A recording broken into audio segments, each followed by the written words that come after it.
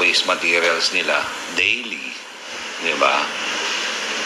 Ilang tonelada, ilang truck. You should also consider 105.9 True FM. Kami ang inyong mga kapatid sa Balitan at Public Service. Dapat una sa lahat, abangan niyo po ulit kami bukas dito sa TV5, 1PHRP TV, True TV at 105.9 True FM.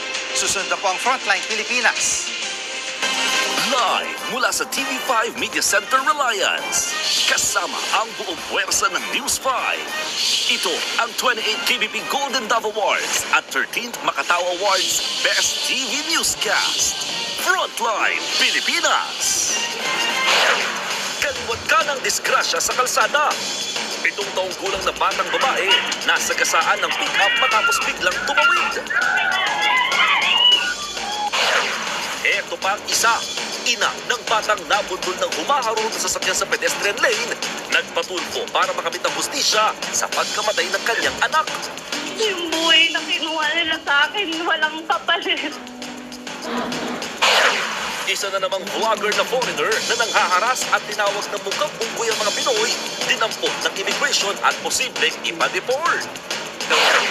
Ano naman ang gagawin mo kung pag tingala mo, may nakapulupot ng sawa sa kisame ng bahay nyo? Mga kapatid natin sa Catanduanes, sinalanta ng rumargas ang mga dahil sa bagyong Ada.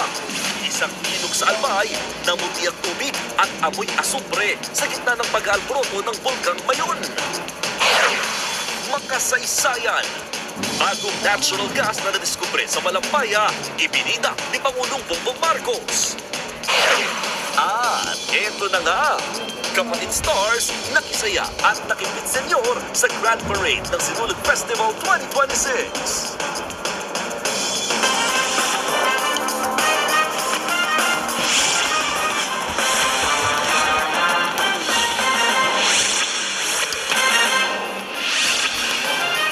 Pasintabi po, sensitibo ang aming ibabalita.